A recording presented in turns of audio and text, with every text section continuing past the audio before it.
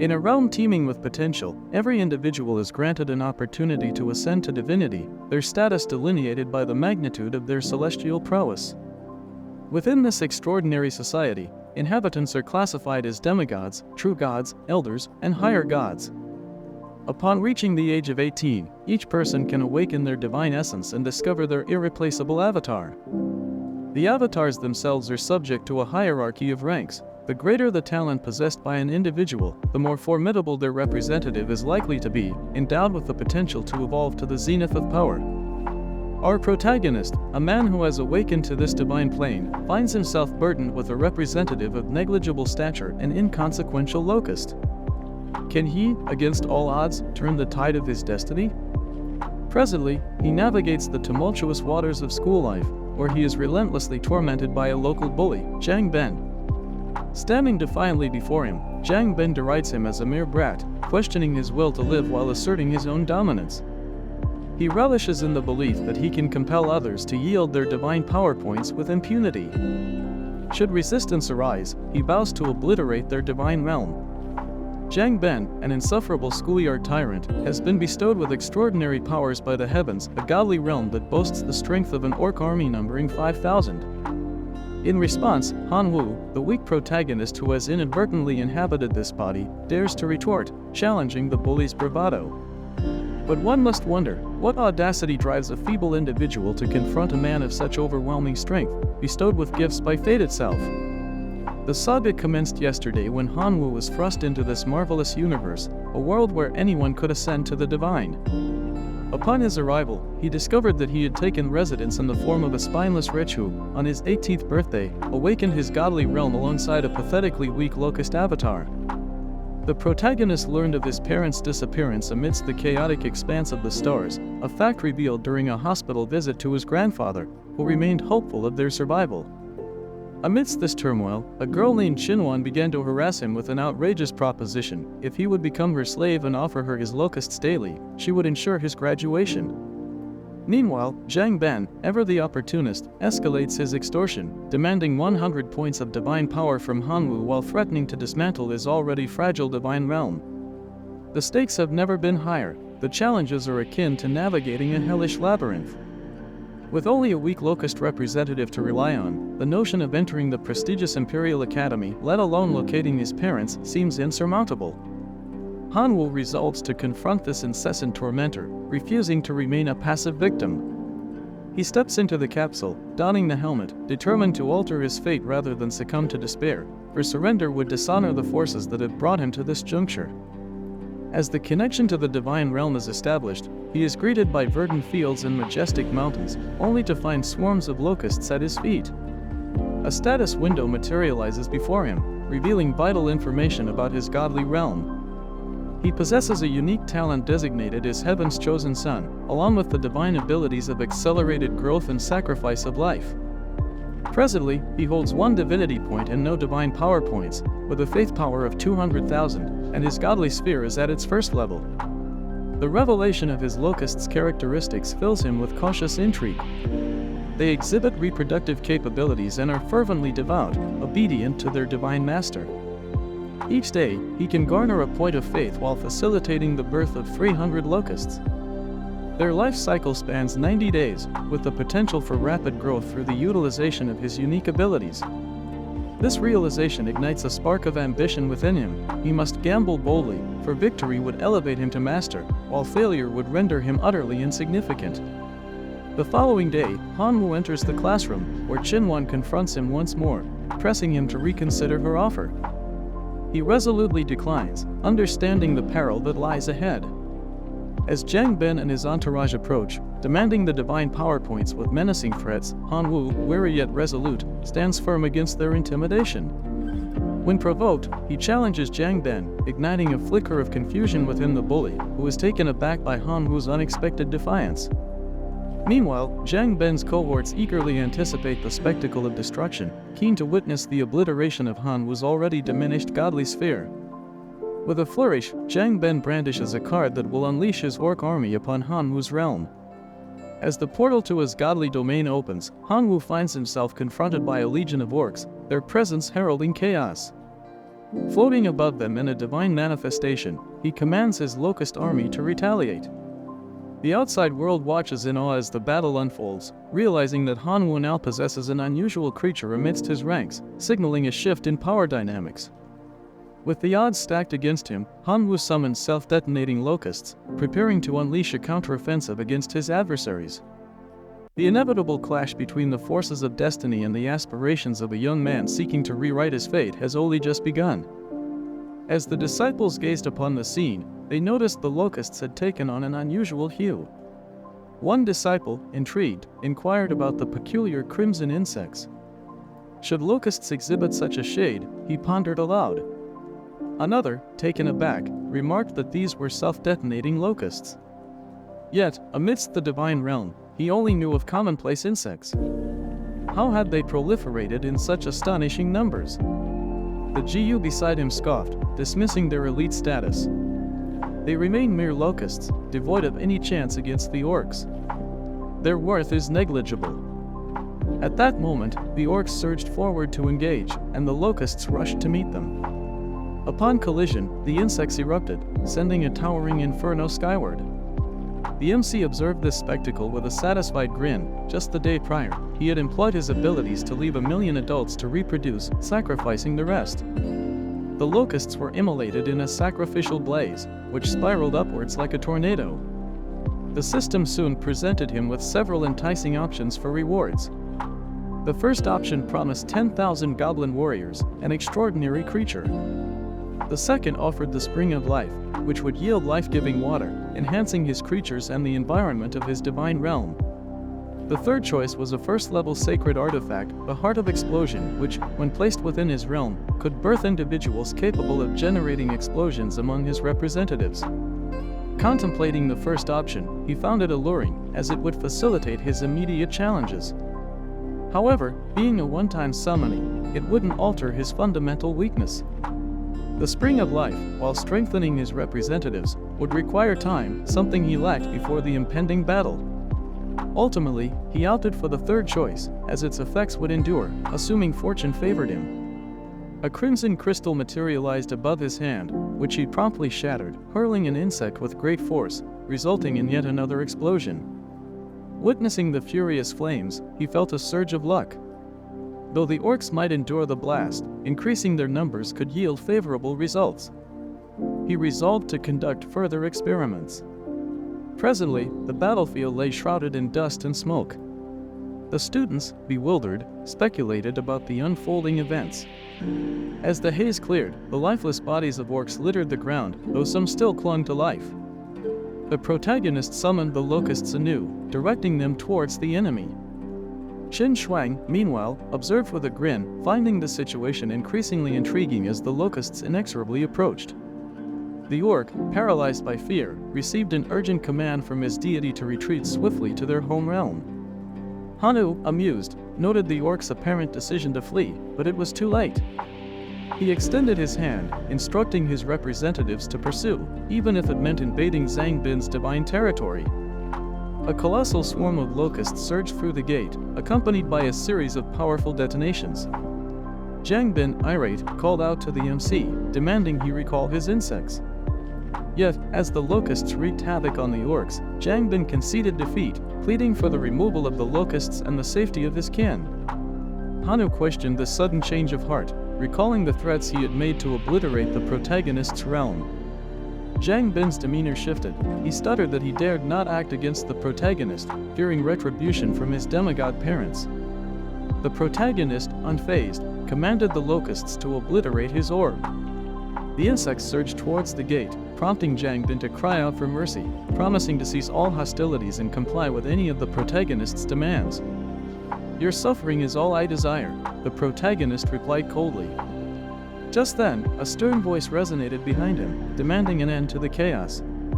It was TTI, who instructed Hanu to halt, asserting that victory had already been attained.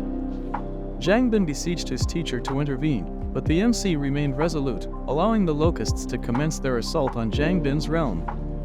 The core of his god realm began to buckle under the onslaught, and Zhang Bin screamed in anguish. The protagonist turned to the teacher, demanding he vacate his domain at once. The live broadcast concluded, leaving the onlooking students in stunned silence. Jiang Bin, seething, mumbled curses under his breath, realizing the gravity of his situation. At that moment, the homeroom teacher entered the classroom, seeking Han Wu, exclaiming his absence with frustration. "Where is that insolent wretch?" he bellowed. A student replied that he had likely gone home, inciting a furious reaction from the teacher, who vowed to see him expelled. Within the confines of the MC Scud sphere, he stood amid a desolate field, contemplating his next move. A system window appeared, detailing the composition of his representatives, 18 self-detonating locusts and 4,506 ordinary beings. Recognizing the potential for growth, the protagonist resolved to breed more locusts, realizing their future utility. He planned to attach a fragment of Jiang Bin's core to his own, resulting in an expansion of his realm. A red crystal materialized once more, initiating the process. The area of his god sphere grew to an impressive 260 square kilometers, with fertile lands, mines, forests, deserts, and mountains forming an extensive landscape. He also acquired the core of a second-level divine city and a first-level sacred artifact, the Orc Hammer, bolstering his forces to 820 orcs and a cache of iron equipment. Reflecting on his adversaries, Hanu recalled Jiang Bin's threats about his demigod parents, realizing he would stand little chance against two such formidable beings. With the school unlikely to provide protection, he understood he must rely solely on his own strength. Deciding to exchange the iron hammer, he hoped for a more advantageous offer. Almost instantly, a system notification appeared, revealing a response to his exchange request. He was presented with a flame lava crystal, which promised to enhance his representatives' resistance to fire and amplify the power of their explosions. Accepting the trade, the protagonist anticipated a significant improvement in his locust's capabilities. A new breed of locust, magma locust, materialized, boasting a power of faith and a remarkable reproduction rate. After observing the explosive potential of these creatures, he likened their destructive capacity to that of hand grenades, envisioning them as a multitude of fragmentation devices at his disposal. Meanwhile, Jiang Bin's father stormed into the vice principal's office, irate over the destruction of his son's core, demanding accountability from the school. The vice principal, Su, noted that Jiang Bin had long been a thorn in others' sides, refusing to accept blame. His wife chimed in, asserting that the student responsible for their son's plight should face punishment. As the protagonist prepared to utilize his growth acceleration skills to produce more magma locusts, Vice Principal Su summoned him, eliciting a resigned frown. Predicting trouble, he complied with the call. She asserted that a conversation was imperative with him concerning a recent incident involving his classmate, Jiang Bin. The latter's parents had made an appearance, demanding his expulsion. Vividly, she recalled their earlier discourse, during which Jiang Bin's mother had vehemently insisted on MC's dismissal. The deputy had responded, reiterating that they had already discerned Jiang Bin as the instigator of this altercation, having trespassed into Han Wu's god realm first. His actions were merely a reaction to provocation, thus, expulsion was unwarranted. Mrs. Du retorted with indignation, questioning whether the institution would continue to shield the fool who had obliterated another's god realm. Deputy Su maintained a composed demeanor, suggesting that Mrs. Du was overlooking vital details. Han Wu had always been a model student, and they possessed irrefutable evidence of her son's bullying. Mrs. Du insisted that the deputy cease her ramblings and simply declare whether they would expel him or not. Apologetically, Su confirmed that expulsion would not occur. Jian Gang, as a father, could begrudgingly accept the school's decision but felt he could not let the matter rest. If one modest request was not granted, he would no longer concern himself with the institution's reputation. After informing Han Wu of this dialogue, she revealed that Jiang Bin's father had proposed deploying a detachment of 1,000 representatives against him. The father was no longer invested in the outcome of the invasion. He believed this show of force would pacify him. She regretted that this was the extent of the school's involvement, as no significant concessions would be made. However, she cautioned that even 1,000 demigod representatives constituted a formidable force, with their might equivalent to that of 50,000 robust high school representatives. Could he withstand such an onslaught? The protagonist expressed gratitude for her assistance and affirmed his intent to attend school the following day to resolve the situation. After concluding the call, he mused that a solitary explosive locust would not suffice. He would need to escalate his preparations. Subsequently, he utilized his sacrificial ability once more, claiming 4 billion lives, resulting in a powerful detonation within his divine sphere. After this cataclysm, he was presented with 3 choices: to acquire a first-level sacred artifact, the Bloody Demonic Eye, to obtain a first-level crystal, a fireball, or to wield the Emperor of the Wind Sword. Evaluating the options, he deemed the latter to be the most favorable given the lives sacrificed. Upon selecting the third option, an ancient figure materialized before him, the Emperor of the Wind Sword. This entity possessed the basic skill of Whirlwind, alongside advanced skills like Fury and Storm Slash, culminating in the unique iron sword style that he had crafted himself. The Emperor addressed Han Wu with deference, stating a need for a sword, which Han Wu readily agreed to provide. Opening a trading network, he reflected on the past 2 days spent solely on enhancing the reproduction of his locusts, which now yielded him an impressive 100 million faith power daily. Eventually, this power coalesced into divine power points. When factoring in the points earned from selling surplus lands, he amassed a total of 54 divine power points. As he traversed the trading network, inspecting an array of weaponry, he came across the Whirlwind Sword. Equipment was classified into 4 tiers: ordinary, sacred, divine, and divine equipment, each progressively more formidable. He purchased the sacred Whirlwind Sword and presented it to the Emperor for testing. The old man wielded it, generating shockwaves with each swing, and requested 3 additional swords to unleash his full potential. This revelation astounded Han Wu, who pondered the staggering cost of 150 divine power points, questioning whether such resources were easily obtained. With the impending confrontation against Jian Gang's 1,000-strong army, he understood the gravity of the situation and the necessity for strategic foresight. Thus, he prepared to engage with the system, intent on seeking assistance. Meanwhile, Xinan sat in meditation within her god realm, oblivious to the alien figures that settled upon her. Her focus drifted to a memory of her childhood, a moment when Han Wu had rescued her from drowning, performing artificial respiration to revive her. These reflections disrupted her tranquility, prompting her to voice her frustration over Han Wu's reckless behavior. He was foolish to endanger himself, particularly given her lineage, a true god and a family with 23 demigods. Just then, a system window emerged, indicating that Han Wu was attempting to reach her. She answered, inquiring if he had reconsidered his stance and opted to become her servant. He clarified that he merely sought to borrow some of her divine power. She retorted, questioning whether she would lend it, and how he planned to repay her with his subpar representatives. Ignoring her sarcasm, he suggested she disassociate from the matter entirely, concluding the call.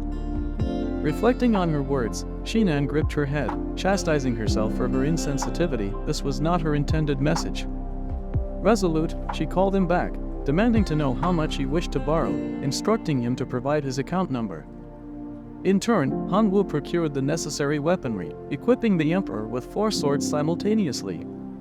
The protagonist expressed his displeasure, lamenting that he had exhausted his savings and accrued debt, necessitating repayment. The following day, he returned to school, where classmates expressed disbelief at his apparent lack of fear regarding the demigod army's impending assault on his realm. Others scoffed, speculating whether he could maintain his composure amidst chaos. Amidst their chatter, Han Wu recognized the collective anticipation of his failure, which he found unsurprising. Xinan approached him, expressing concern over his decision to borrow divine power points in an attempt to confront a demigod. She advised against squandering his strength, asserting that a 1,000-strong demigod army was beyond his current capabilities. He closed his eyes, smiling as he stated he had no alternative. Her response was incredulous. He did have a choice. Accepting servitude to her family could quench Jian Gang's aggression. Her family boasted a true god and 23 demigods, making them formidable allies. Yet, Han Wu turned away, expressing gratitude for her concern while affirming his resolve. Settling at his desk, he concluded their exchange, declaring his need to prepare for battle. As she departed, classmates resumed their jeering, questioning her concern for someone they deemed insignificant. Soon, a teacher entered, accompanied by Jiang Bin's parents, who pointed accusingly at Han Wu. Mrs. Du erupted in fury, labeling him a little freak for daring to trespass into her son's god realm. Her husband attempted to pacify her, urging her to adhere to their agreement with the school. The teacher reprimanded Han Wu, instructing him to stand and not keep Shan Gang waiting. He responded with a smile, expressing a preference to await Deputy Su's arrival.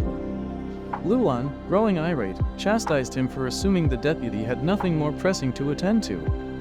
At that moment, the deputy director entered, demanding to know the commotion. The teacher's demeanor shifted instantly as he awkwardly apologized for the disturbance, claiming he was merely endeavoring to impart valuable lessons to his students. She crossed her arms, assessing the situation with measured scrutiny. In a state of discontent, he reminded him not to overlook his primary role as an educator rather than viewing himself as some exalted entity. "Is everything clear to you?" Zhang Gang queried, asserting that with Deputy Su already present, it was time to commence their proceedings. He turned toward Han Wu, inquiring if he felt prepared. Han Wu's affirmative response came cloaked in a confident smile. Subsequently, Zhang Gang produced an invasion card, declaring that the event would initiate forthwith. In an instant, the protagonist found himself transported to an alternate dimension, where a legion of wolves, their coats stained crimson, emerged from the portal. At the helm of this formidable assembly was a colossal werewolf. Meanwhile, the onlooking students observed in astonishment, one of them exclaiming that the entire wolf cavalry was comprised solely of elite-grade creatures, with the leader appearing to transcend even that classification. This wolf cavalry represented a daunting amalgamation of viridescent orcs riding untamed wolves, all clad in superior quality armor. Han Wu stood no chance. The Orcish cavalry, commanded by Zhang Gang, halted before the protagonist, aligning themselves. Zhang Gang himself declared his intention to make Han Wu pay for the transgressions against his son, regardless of whether he believed he could escape unscathed. Surprised, Su noted that the wolf cavalry seemed to consist of two types of representatives. Each orc rider and wolf counted as one enemy unit, but there were evidently over 1,000 of them. "Cunning, isn't it?" Xing Shuang observed, denouncing the situation as a deceitful ploy. With a force of 2,000 representatives, Zhang Gang wasted no time in commanding his cavalry to charge. As thousands of wolves surged forward, Han Wu unleashed a swarm of locusts to counter them.